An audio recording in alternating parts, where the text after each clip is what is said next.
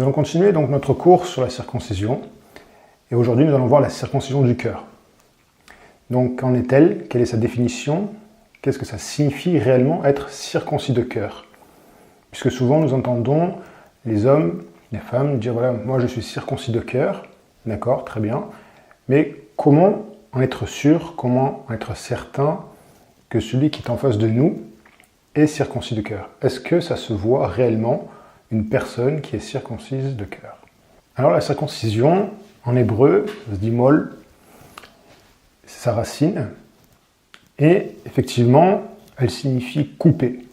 Donc lorsque le mot circoncision apparaît dans le texte de la Torah, il faudrait plus le traduire par couper. Et nous avons vu dans la vidéo précédente qu'il s'agit de couper l'excroissance. Alors c'est la loi orale qui nous dit qu'est-ce que cette excroissance. Nous avons vu que cette excroissance était l'impureté et notamment le prépuce. Donc c'est la loi orale qui le définit, avec le mot orel. Le mot moul aussi signifie vis-à-vis, en face. Donc la circoncision, d'après son étymologie, nous apprend qu'il faut couper quelque chose pour se présenter devant quelqu'un. Nous l'avons compris, donc la circoncision est nécessaire pour se présenter devant Adonai. Il y a également la racine mila, qui signifie mot, parole, discours, qui vient de la racine malal, et qui signifie également couper.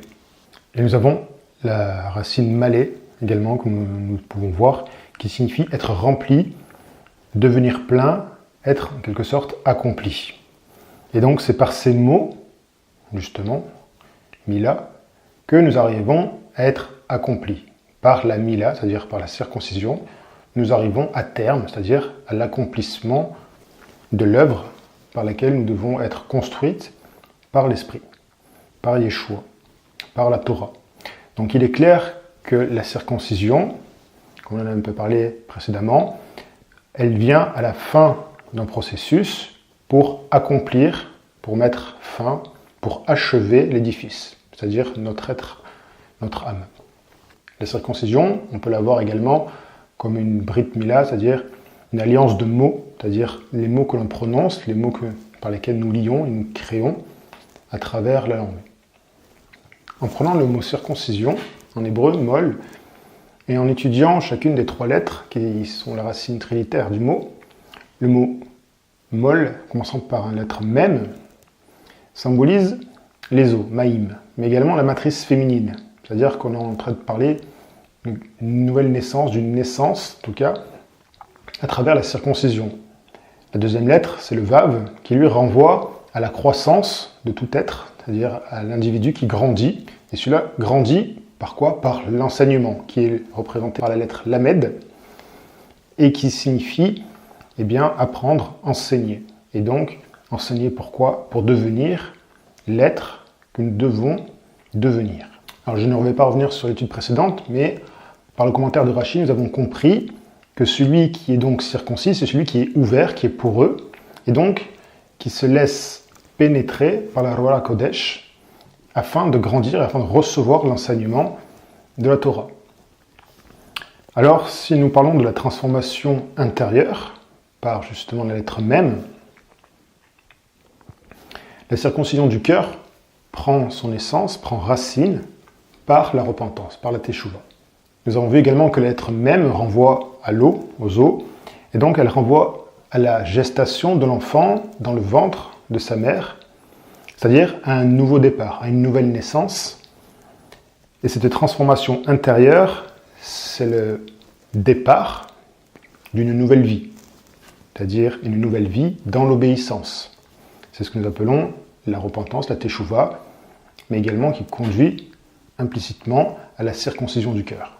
Justement, dans Deutéronome, dans Devarim, chapitre 10, verset 16, il est écrit « Vous circoncirez donc vos cœurs, et vous ne roidirez plus votre cou. » Donc la circoncision du cœur, c'est un retour vers Adonai à se soumettre à l'obéissance, en se soumettant à lui.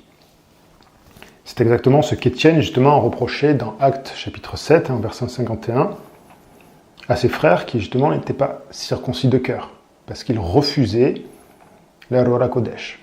Alors l'expression qui est justement dans ce verset qui est intéressante, c'est de ne point rôdir son cou.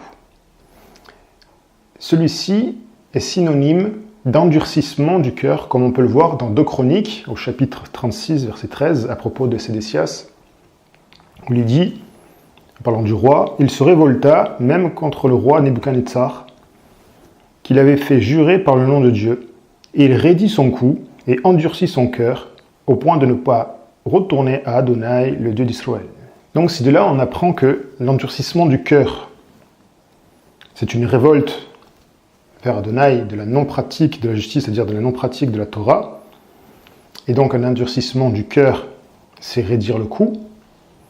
Alors dans la lettre aux Hébreux, justement au chapitre 3 et 4, nous pouvons avoir confirmation que l'endurcissement du cœur est la désobéissance au commandement divin. Ainsi, lorsque nous lisons Hébreux chapitre 3, versets 15 à 19, « Aujourd'hui, si vous entendez ma voix, n'endurcissez pas vos cœurs comme lors de la révolte, qui furent en effet ceux qui se révoltèrent après l'avoir entendu, sinon tous ceux qui étaient sortis d'Égypte sous la conduite de Moshe. Et contre qui Dieu fut-il irrité pendant 40 ans, sinon contre ceux qui péchaient, c'est-à-dire qui transgressaient la Torah, et dont les cadavres tombèrent dans le désert. Et à qui jura-t-il qu'il n'entrerait pas dans son repos, sinon à ceux qui avaient désobéi à la loi? Aussi voyons-nous qu'ils ne purent y entrer à cause de leur incrédulité. » Donc nous voyons très clairement dans ce passage, lorsque Paul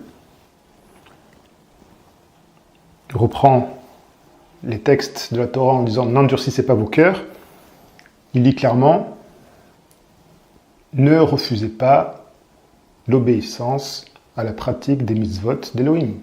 En quelque sorte, ce message s'adresse aussi à ceux qui sont sortis de leurs Égyptes et qui sont sortis donc de leur servitude, de leur étroitesse, et qui refusent d'obéir au commandement d'Élohim. Et une chose qui a été dite par notre maître, Yeshua, qui reprend un petit peu de cette manière ce qui s'est passé dans le désert. Il y a beaucoup d'appelés, mais peu d'élus. C'est ce que nous trouvons dans Matthieu 22, verset 14. En effet, si nous parlons de l'obéissance notamment de la Torah, eh bien les conditions sont éditées dans le chapitre 26 de Vaïkra, c'est-à-dire de Lévitique, qui nous donne un avant-goût de tous ceux qui refuseraient, c'est-à-dire si le peuple refuserait de se soumettre à Adonai et donc à ses lois en ne les mettant point en pratique.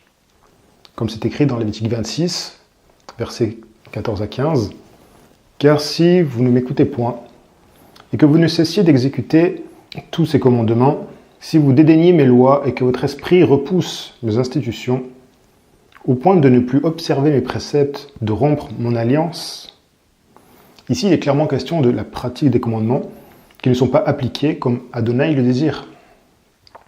Par conséquent, les versets suivants sont les châtiments qui s'abattent sur le peuple jusqu'à l'exil. Si le peuple transgresse la Torah, les mitzvot, c'est que leurs cœurs ne sont pas circoncis. Plus que la circoncision du cœur, c'est de revenir à la pratique sincère des commandements. Dieu, dans sa miséricorde, permet donc la repentance afin que les hommes, les Israélites ou les convertis, s'humilient et retournent vers lui.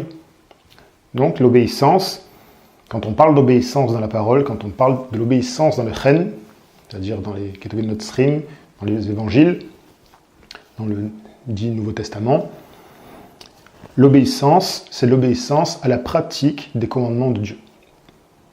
Alors, pour arriver à cette pratique, pour arriver à cette obéissance, nous avons parlé justement de la repentance, de la teshuva.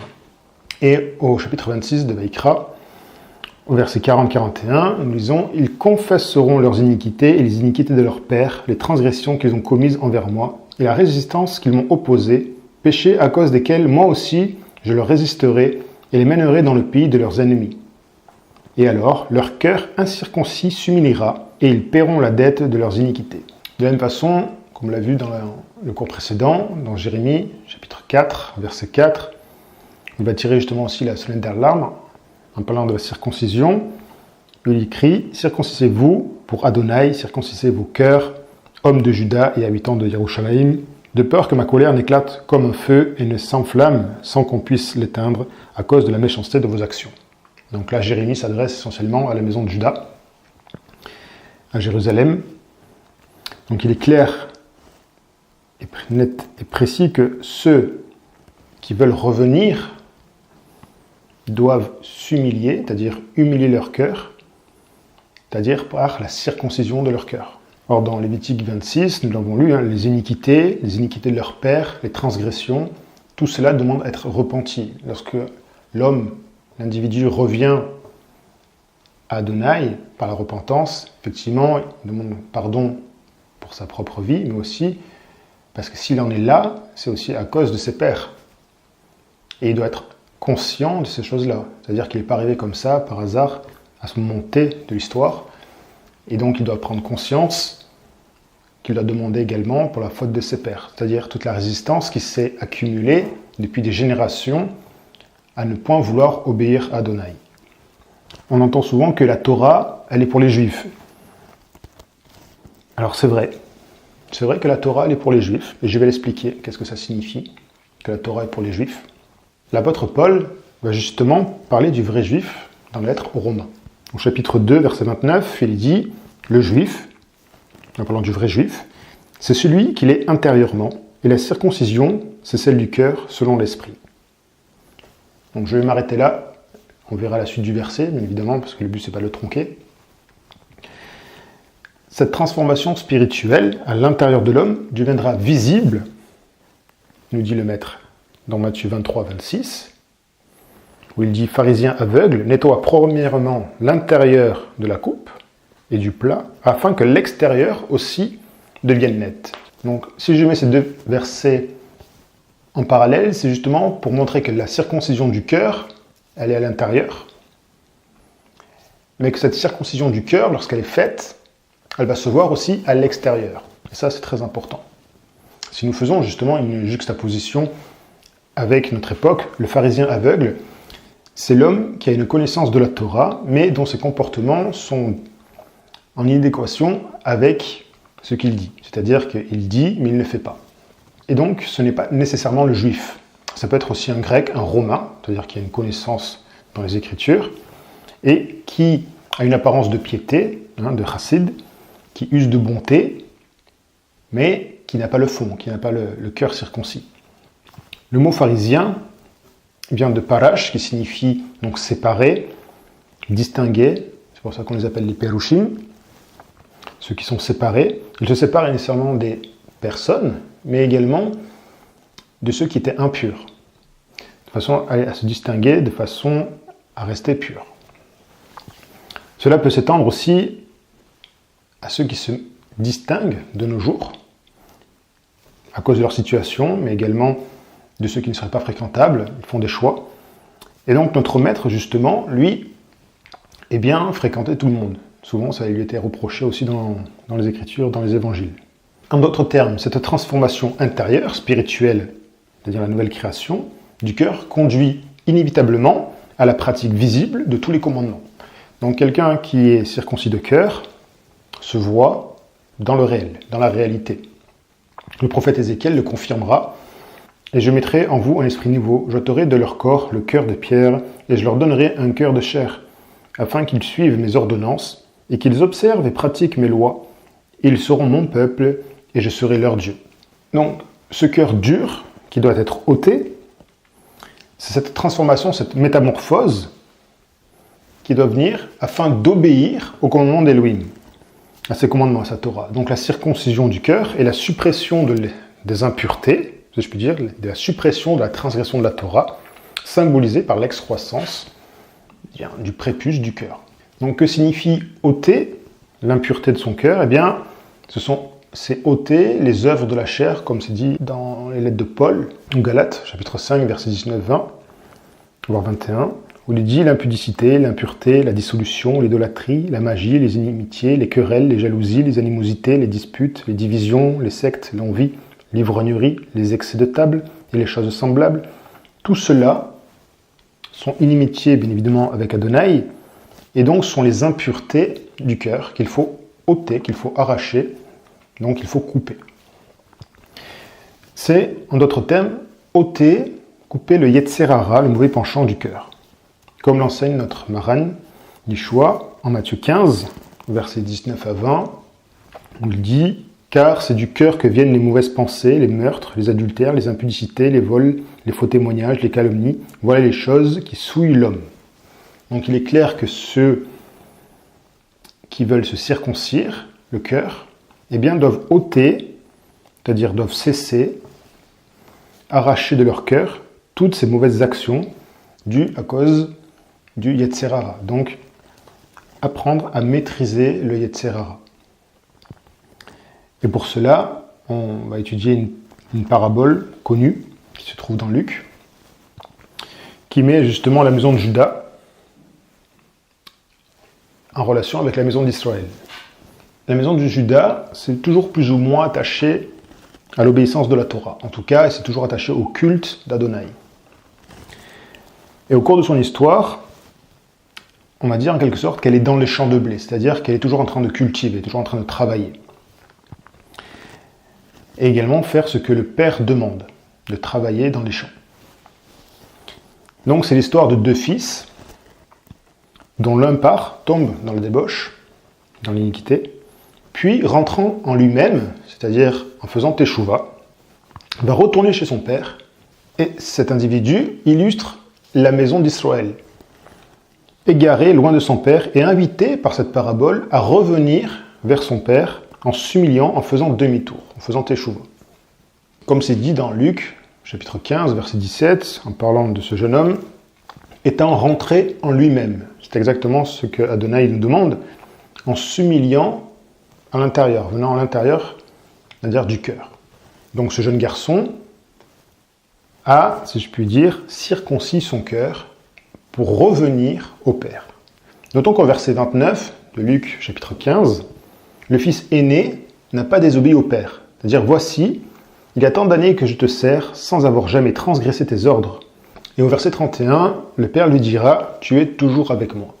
Cela étant éclairci, à travers cette courte introduction sur justement la parabole du fils prodigue, qui est symbolisée par la maison d'Israël, et nous voyons que la maison de Juda, elle, est obéissante. Elle est auprès du Père. En tout cas, pour ceux qui observent la Torah. Et ceux qui, au fond de leur cœur, ont reconnu Yeshua Mashiach. Mais étrangement, le grand frère, c'est-à-dire la maison de Juda, ne se réjouit pas au début et n'est pas ravi du retour de son frère, la maison d'Israël. Bon, c'est étonnant parce qu'en fait, on vit ces choses-là. Mais dans Luc, chapitre 15, verset 25-32, il dit comme ceci, « Or le fils aîné était dans les champs. Lorsqu'il revint et approcha de la maison, il entendit la musique et les danses. Il appela un de ses serviteurs et lui demanda ce que c'était. Ce serviteur lui dit, « Ton frère est de retour, et parce qu'il a retrouvé en bonne santé, ton père a tué le veau gras. » Il se mit en colère et ne voulut pas entrer. Son père sortit et le pria d'entrer, mais il répondit à son père, « Voici, il y a tant d'années que je te sers sans avoir jamais transgressé tes ordres, et jamais tu n'as donné un chevreau pour que je me réjouisse avec mes amis. Et quand ton fils est arrivé, celui qui a mangé ton bien avec des prostituées, c'est pour lui que tu as tué le veau gras. Mon enfant, lui dit le père, tu es toujours avec moi, et tout ce que j'ai est à toi. Mais il fallait bien s'agayer et se réjouir, parce que ton frère que voici était mort, et qu'il est revenu à la vie, parce qu'il était perdu, et qu'il est retrouvé.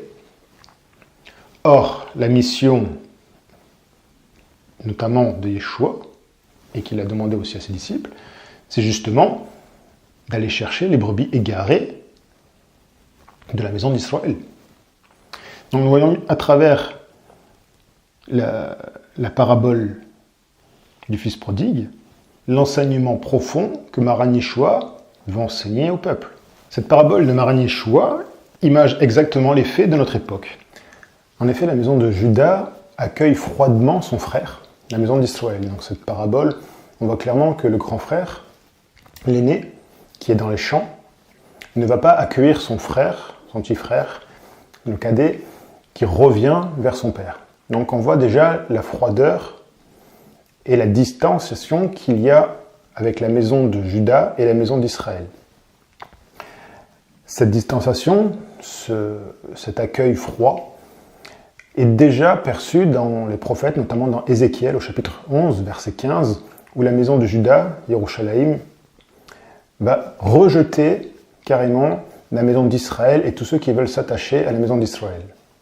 Donc aujourd'hui, on a encore cette cette répulsion de la maison de Juda de vouloir accueillir ses frères, la maison d'Israël, dans la terre d'Israël, en Eretz Israël. On remarque également que le frère cadet, la maison d'Israël, va justement avoir accès au Père. Et cet accès se fait justement par la réconciliation que Yeshua a fait lorsque nous lisons le Chen, le Ketuvim Notzrim, notamment dans Colossiens, chapitre 1, versets 20 jusqu'à 23, mais également dans Éphésiens, au chapitre 2, du verset 11 à 18, où justement, nous voyons clairement que Yeshua est venu pour réconcilier, pour abattre le mur de séparation entre la maison d'Israël et la maison de Juda. Cette réconciliation avec le Père que Yeshua permet, justement, amène, à travers son sacrifice, à travers son enseignement, a permis justement à la maison d'Israël de revenir vers le Père, et le Père qui attend avec compassion son fils, qui attend finalement Ephraim, va l'accueillir d'une manière, je dirais, festive. Et on peut faire une remarque également que la maison de Juda, qui est dans les champs de blé, donc l'étude de la Torah, va finalement regarder d'un mauvais œil, si je puis dire, son frère Ephraim, qui lui revient à travers une réconciliation avec le Père, avec un retour, une teshuva, simple, sans pour autant être passé par le champ de blé. Et cela peut aussi contrarier, je dirais, le frère aîné, qui va le reprocher finalement à son père, en disant que voilà, le cadet a dépensé tous les biens du père, et que celui-ci, donc son père, va l'accueillir avec un veau gras, c'est-à-dire avec un repas d'excellence, tel un roi, tel un noble. Donc on voit ici la frustration de la maison de Juda vis-à-vis de l'accueil de son père avec Ephraim. Justement, c'est parce que la maison de Juda a rejeté Yeshua, notamment, et en refusant Yeshua, il refuse cet accès au Père direct, et finalement va ne pas vouloir aller vers le Père systématiquement, mais c'est le Père, on voit dans la parabole, qui va vers le Fils, pour lui expliquer justement que son comportement n'est pas le bon et qu'il devrait changer de comportement. D'ailleurs, Yeshua le dira également dans l'évangile de Jean, dans l'évangile de Yohanan, justement, que en faisant un reproche, bien sûr avec compassion, avec amour, en expliquant que s'ils ne reconnaissent pas Yeshua, ils ne peuvent pas reconnaître le Père. Et pour ce faire, la maison d'Israël doit revenir au Père, à ses commandements, à l'obéissance, comme nous l'avons vu. Elle est partie à cause des transgressions de la Torah. Et pour revenir au Père, à Adonai, il faut revenir par une circoncision du cœur en mettant en pratique les commandements d'Élohim. La maison de Juda est passée par le même chemin. Lorsqu'elle a transgressé la Torah, elle est partie à Babylone, et de Babylone, elle est revenue à Yerushalayim. De la même façon, la maison d'Israël a transgressé la Torah, est partie de la terre d'Israël, et revient. Et pour revenir, comme on l'a dit dans d'autres cours, dans d'autres études, pour revenir dans la terre sainte, dans la terre d'Israël, il est indispensable de savoir pratiquer les lois du pays, c'est-à-dire les commandements d'Élohim. Alors effectivement que la circoncision du cœur, elle doit s'accompagner de la Ruach HaKodesh, comme nous l'avons vu justement dans Ézéchiel.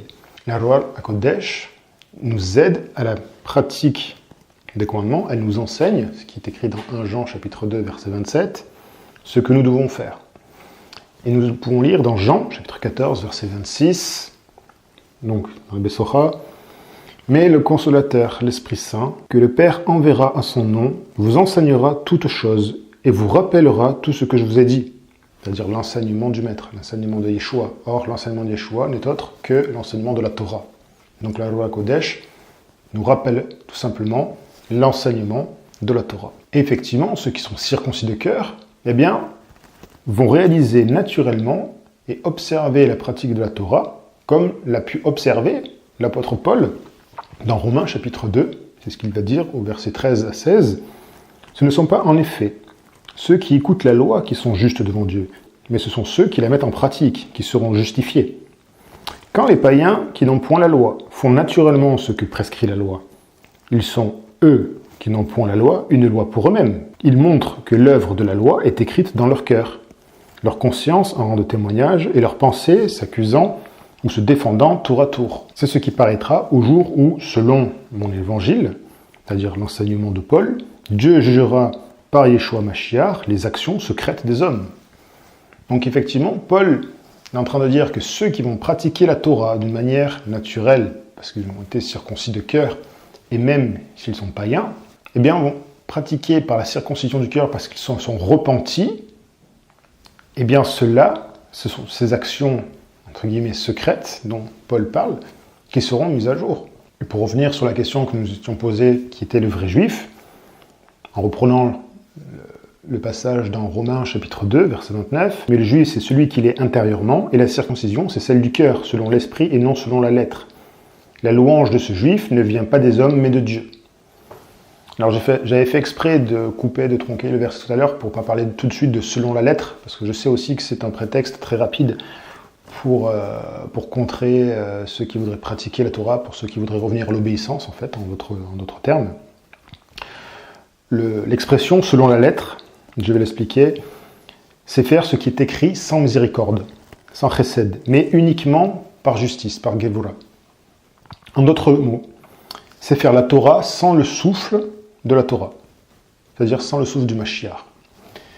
Dans ce passage, il n'est pas remis en question la pratique de la Torah, bien au contraire, mais de comment la mettre en pratique, ce qui est bien différent. Avec quelle intention, quelle kavana du cœur, c'est-à-dire avec quel poids nous allons mettre en pratique les commandements de Dieu. Et c'est justement ce que Paul enseigne dans son évangile, c'est qu'il est important de le faire selon l'esprit, c'est-à-dire selon l'esprit de la Torah, et non selon la lettre, c'est-à-dire une justice à l'extrême, qui est justement manquerait d'esprit de la Torah. Donc, ce que explique Paul, on va utiliser le mot légaliste, qui est défini comme ça, d'ailleurs dans les dictionnaires communs, c'est que le légalisme, c'est une mise en application de la loi sans l'esprit de la loi. Voilà. Ça s'appelle du légalisme. Ce que Paul explique, c'est pratique la Torah avec l'esprit de la Torah. Donc, ce qu'il faut comprendre également ici, c'est l'intention du cœur, c'est-à-dire ce que le cœur va faire, parce que le cœur étant circoncis, l'intention, le caractère, le poids qui va être mis dans la pratique du commandement, c'est ça qui va compter essentiellement. C'est-à-dire que celui qui va faire une œuvre sans kavana, sans intention, juste par habitude, ou parce qu'il le fait, parce qu'il faut le faire, son œuvre ne compte pas. Maintenant, si quelqu'un fait un commandement, mais le fait avec l'intention du cœur, je dirais avec l'émotion qu'il est due à cette mitzvah, eh bien là, le commandement va être rempli, il va être fait. Et justement, Donaï, dans la Torah, notamment dans des barim, va justement reprocher au peuple de ne pas avoir pratiqué la Torah justement avec joie. Donc c'est quelque chose qui est important, de pratiquer les commandements avec la bonne intention, avec le bon poids, la kavana, c'est-à-dire le poids, l'intention du cœur. Le souffle saint et la circoncision du cœur sont étroitement liés. La circoncision du cœur est indispensable pour prendre possession du pays, craindre Adonai, marcher dans ses voies, observer les commandements d'Adonai, c'est-à-dire être heureux, comme c'est défini justement dans Josué chapitre 5. On peut lire justement dans Deutéronome 10, versets 11 à 16, où va « Dirige la marche de ce peuple, pour qu'il atteigne et conquiert le pays que j'ai juré à leur père de leur donner. Et maintenant, ô Israël, ce que Adonai ton Dieu te demande uniquement, c'est de révérer Adonai ton Dieu, de suivre toutes ses voies, de l'aimer, de le servir de tout ton cœur, de toute ton âme, en observant les préceptes et les lois du Seigneur que je t'impose aujourd'hui pour devenir heureux. Vois, Adonai ton Dieu possède les cieux et les cieux des cieux, la terre et tout ce qu'elle renferme. Et pourtant, ce sont tes pères qu'a préféré Adonai, se complaisant en eux, et c'est leur postérité après eux, c'est vous qui l'a adopté entre tous les peuples. Comme vous le voyez aujourd'hui, supprimez l'impureté de vos cœurs, c'est-à-dire vous circoncirez donc vos cœurs, et cessez de réduire votre cou. Dans ce verset 16, Nous retrouvons les deux racines que nous avons étudiées donc dans la partie précédente avec le mot orla qui signifie excroissance, incirconcision, et le mot mol, nous avons vu, qui signifie couper et donc qui est souvent assimilé à la circoncision.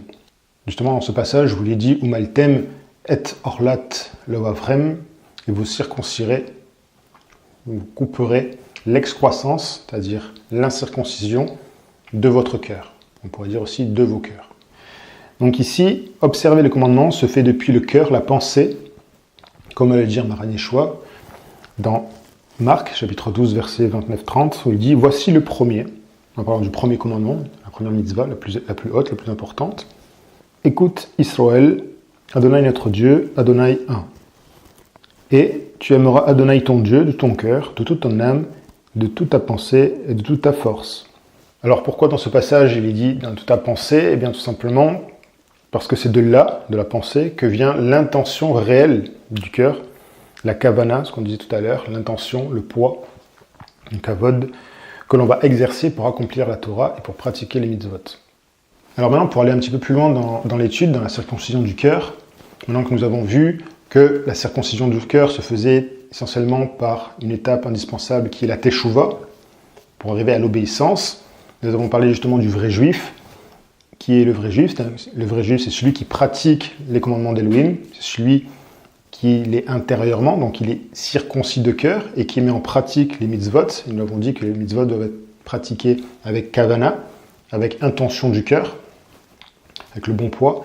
Et je voudrais mettre un petit point d'exclamation en disant attention à tous ceux qui voudraient inverser la sainte doctrine d'Adonai, de nos pères également, en ergotant et en tordant les Écritures, comme Pierre le rappelle dans ses épîtres, notamment dans sa lettre, dans sa deuxième lettre même, chapitre 3, verset 16. Et comme le dira également Paul aux Colossiens, chapitre 2, verset 8, où il dit « Prenez garde que personne ne fasse de vous sa proie par la philosophie et par une vaine tromperie, s'appuyant sur la tradition des hommes, sur les rudiments du monde et non sur le Mashiach », c'est-à-dire sur la Torah vivante, sur la parole. Donc attention à tous ceux qui voudraient ne pas prendre la Torah comme source et comme rocher, comme fondement dans la doctrine.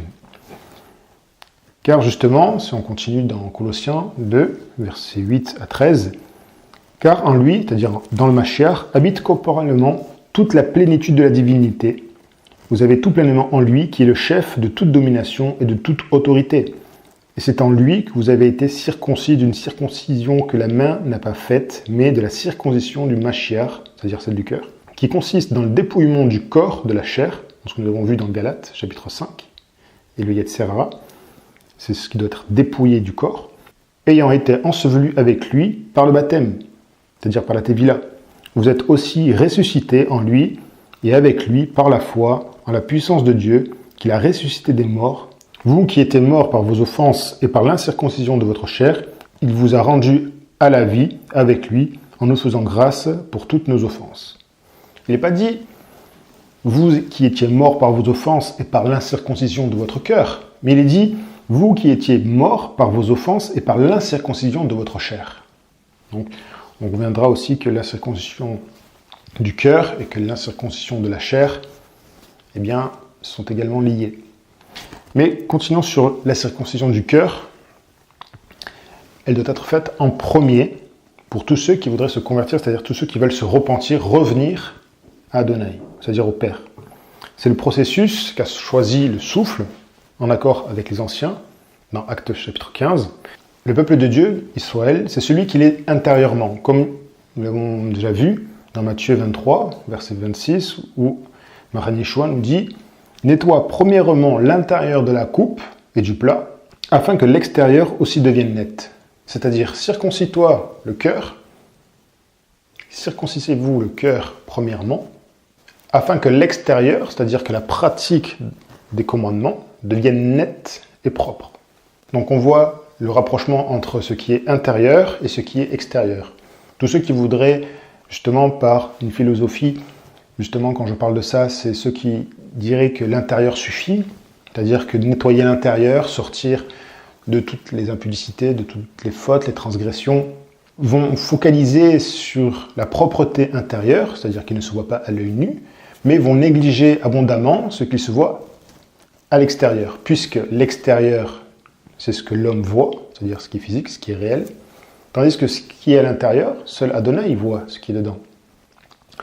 Or, l'homme, qui est également aussi appelé à voir ce qui est à l'extérieur, c'est-à-dire la projection de ce qui est à l'intérieur, eh bien, doit être en capacité, en mesure de savoir si la personne qui pratique les commandements, c'est-à-dire qui est propre à l'extérieur, est propre à l'intérieur, c'est-à-dire par la kavana, c'est-à-dire par l'intention du cœur.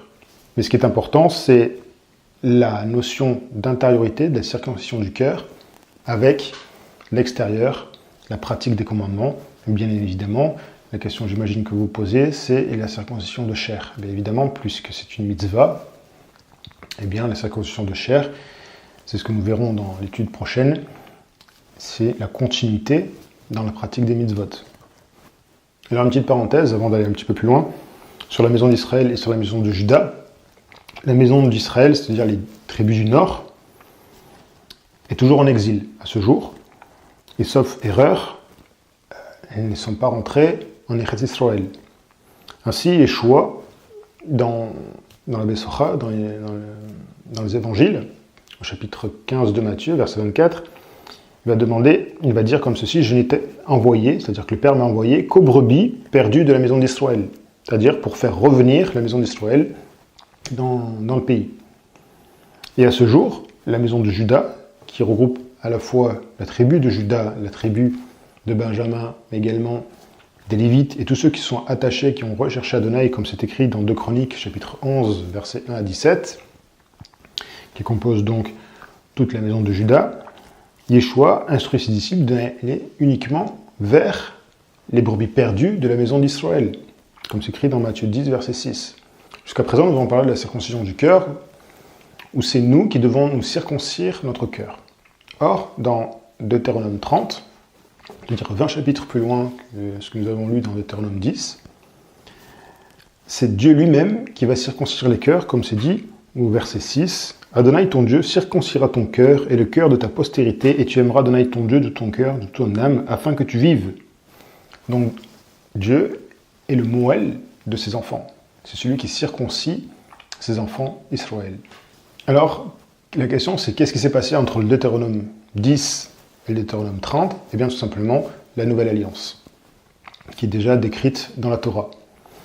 Il est évident que ces passages, notamment dans le Deutéronome 10, on est au mont Sinaï, et l'Israélite est tenu d'observer les commandements et donc de circoncire son cœur par la pratique de la Torah.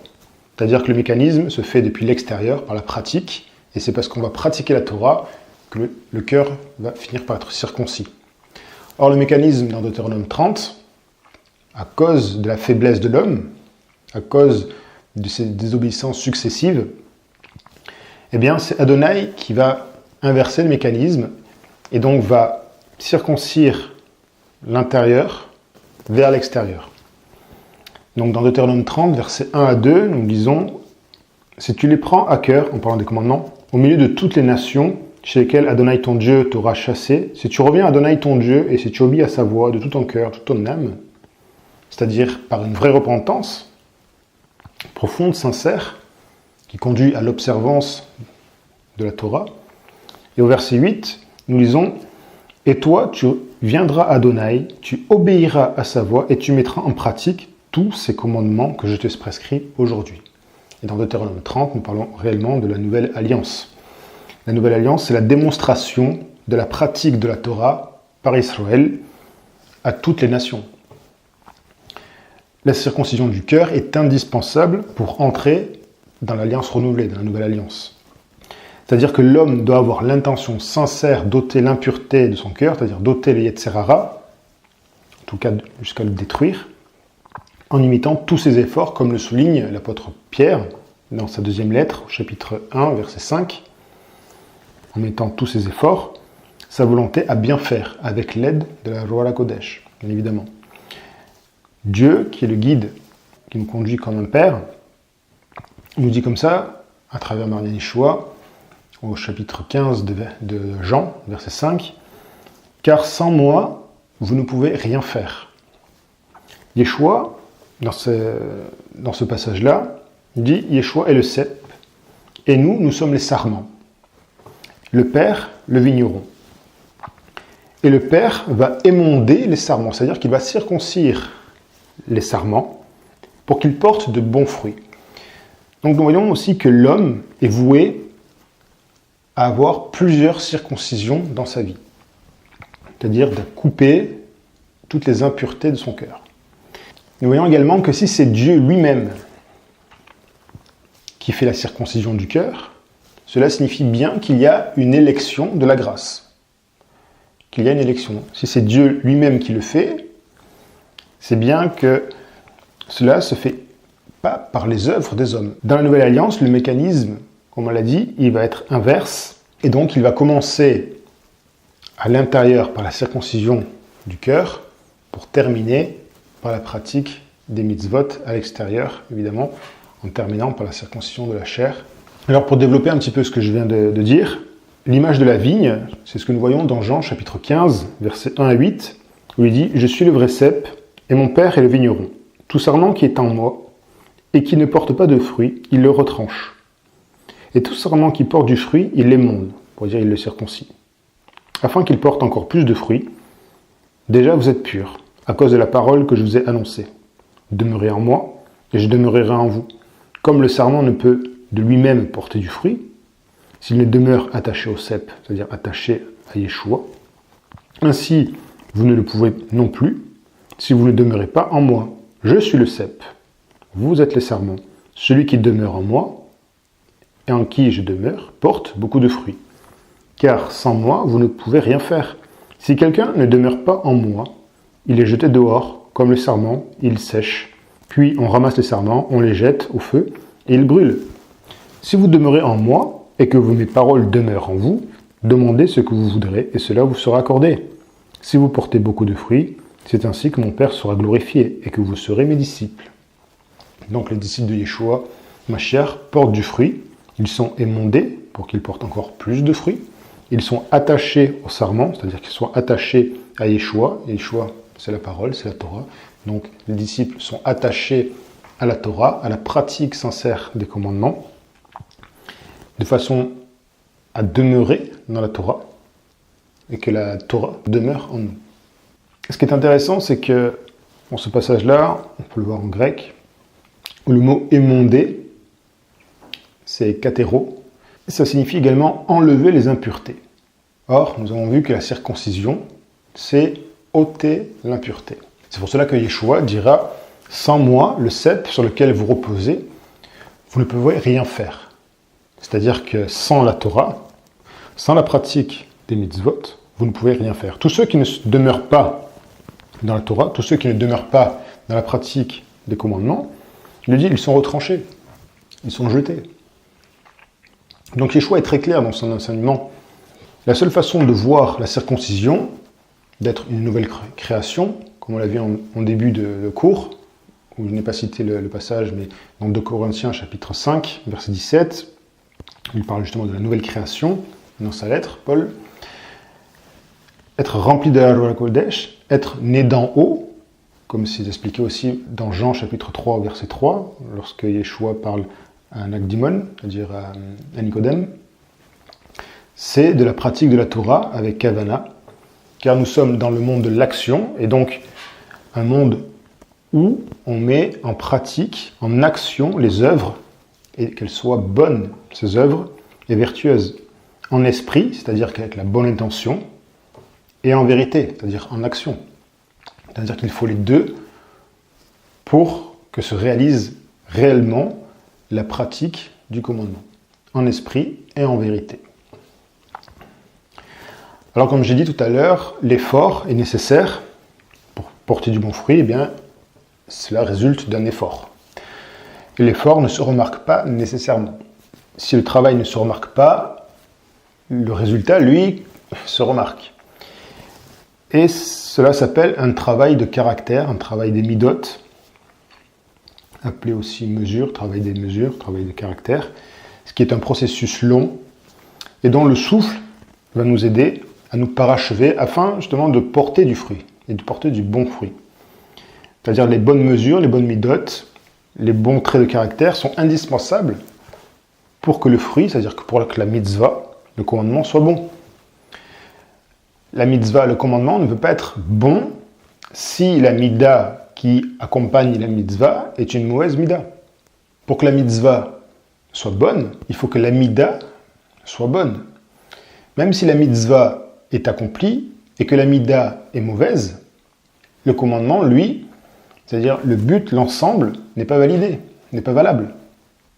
Il ne faut pas oublier que la Torah doit se faire avec l'esprit, c'est-à-dire avec une bonne mesure, c'est-à-dire avec la bonne intention du cœur. Prenons l'exemple de la colère. Le travail consiste à ne plus se rebeller contre les causes qui conduisent à cet état de colère, mais à considérer que Adonai c'est le patron, et que cette cause n'est arrivée que pour mettre en pratique la mesure, le travail approprié afin de porter le fruit de la patience, ou de la maîtrise de soi, de la paix, de l'amour, afin que le commandement réalisé par cette mesure, c'est-à-dire par la patience, par la paix, par l'amour, soit validé, et donc qu'il soit bon, avec une bonne intention. Une mitzvah faite dans la colère, c'est pas une mitzvah. Alors, on parle ici, bien sûr, d'une colère qui serait explosive, d'une colère qui n'accepterait pas la cause qui l'a produit. Prenons notre exemple, celui de la médisance. Tant que la mesure que l'on utilise pour mesurer ou juger l'autre n'est pas cohérente avec la Torah, il est évident que le fruit de l'amour, de la bienveillance ne germeront pas. Ainsi, dans Galates 5, verset 22, les fruits sont la résultante d'un travail et de l'effort. C'est-à-dire que celui qui médit face à une personne va utiliser une mesure, sachant qu'en plus c'est la même mesure qui sera utilisée pour le juger. Il est évident qu'il est préférable qu'il juge avec miséricorde, donc de travailler sur la miséricorde, pour être lui-même jugé avec miséricorde. Donc on voit que tout ce qui nous arrive quotidiennement sont des étapes pour travailler notre trait de caractère, pour travailler notre fond, nos midotes, nos mesures. Pour conclure sur cette deuxième partie, donc de la circoncision du cœur, je vais vous laisser avec cette question: comment, ou plutôt en quoi consiste aimer Dieu? La circoncision du cœur, établie notamment après la résurrection du Mashiach, par amour pour son peuple, pour Israël, consiste donc à garder ses commandements. Voilà l'amour que Dieu nous demande, c'est de garder ses mitzvot. Comme nous le voyons dans 1 Jean, chapitre 5, verset 3, où il dit « Car l'amour de Dieu consiste à garder ses commandements ». Et Jean va jusqu'à rajouter qu'ils ne sont pas pénibles, contrairement à ce que ceux qui voudraient nous faire croire, ou ceux qui ont voulu faire croire à d'autres, que pratiquer un commandement de la Torah est ultra lourd, ultra pénible. L'apôtre Jean dit le contraire de ces gens-là. Il dit que la pratique des mitzvot n'est pas pénible. Il est évident que lorsqu'on est incirconcis de cœur, les commandements d'Adonai sont complètement étrangers. Mais après la circoncision du cœur, les commandements deviennent alors une pratique évidente. Voilà donc la différence entre une personne qui est circoncis de cœur et une personne qui n'est pas circoncis de cœur. Une personne qui est circoncis de cœur, les commandements vont l'attirer inévitablement. Ils vont sentir que c'est bon. Un homme ou une femme qui est incirconcis de cœur va systématiquement rejeter la Torah. Et elle aura beau dire dans sa bouche et le répéter sans cesse qu'elle est circoncis de cœur, elle ne l'est pas d'après la définition de la Torah. Car le commandement, c'est l'amour. Et il consiste à garder les commandements d'Elohim. La foi produit l'action de faire les mitzvot, c'est-à-dire de faire les commandements. Comme c'est dit dans Jacques, chapitre 2, verset 26. La foi doit amener à la pratique de la Torah, c'est-à-dire après la repentance, on doit pratiquer les commandements. C'est la preuve de l'amour porté à Adonai. C'est ce que nous lisons chaque jour dans la prière, dans le Shema. justement dans Deutéronome 11, verset 13, où il dit « Or, si vous êtes dociles à mes commandements, que je vous prescris en ce jour, pour aimer Adonai, votre Dieu, le servant de tout votre cœur, toute votre âme. » Donc c'est bien la pratique des commandements qui détermine si oui ou non on aime Adonai. Donc ça déjà on l'a dans la Torah. Et c'est ce que va déclarer Yeshua, celui qui a mes commandements et qui les garde, c'est celui qui m'aime. Donc c'est exactement ça. Si vous êtes docile à mes mitzvot que je vous prescris aujourd'hui, pour aimer Adonai. Donc c'est bien par la pratique des mitzvot que nous déterminons, que nous déclarons à Adonai que nous l'aimons. Et je veux vous encourager à persévérer dans la foi, dans la pratique des mitzvot, de croître dans la grâce, la connaissance de notre Maran Yeshua, à Mashiach. Donc courage et à lui soit la gloire. Amen.